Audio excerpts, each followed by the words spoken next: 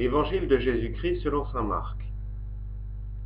Jésus, les gens, en rejoignant les autres disciples, virent une grande foule qui les entourait, et les scribes qui discutaient avec eux. Aussitôt qu'elle vit Jésus, toute la foule fut stupéfaite, et les gens accouraient pour le saluer. Il leur demanda: « De quoi discutez-vous avec eux ?» Un homme dans la foule lui répondit: « Maître, je t'ai amené mon fils. Il est possédé par un esprit qui le rend muet. Cet esprit s'empare de lui n'importe où. Il le jette par terre. L'enfant écume, grince des dents et devient tout raide. J'ai demandé à tes disciples d'expulser cet esprit, mais ils n'ont pas réussi. »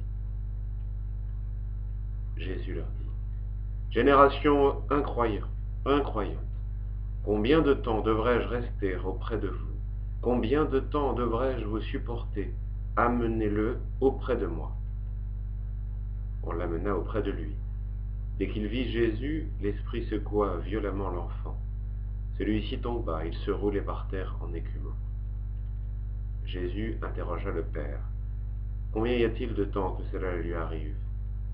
Il répondit: « Depuis sa petite enfance, et souvent il l'a même jeté dans le feu ou dans l'eau pour le faire périr. Mais si tu y peux quelque chose, viens à notre secours par pitié pour nous. » Jésus reprit: « Pourquoi dire « si tu peux » ? Tout est possible en faveur de celui qui croit. » Aussitôt le père de l'enfant s'écria: « Je crois, viens au secours de mon incroyance. » Jésus, voyant que la foule s'attroupait, interpella vivement l'esprit mauvais. « Esprit qui rend muet et sourd, je t'ordonne, sors de cet enfant et n'y rentre plus jamais. » L'esprit poussa des cris, secoua violemment l'enfant et sortit.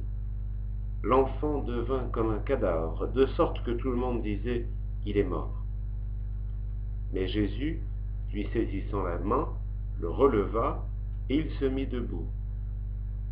Quand Jésus fut rentré à la maison, seul avec ses disciples, il l'interrogeait en particulier: « Pourquoi est-ce que nous n'avons rien pu expulser ?» Jésus leur répondit: « Rien ne peut sortir cette espèce-là, sauf la prière. »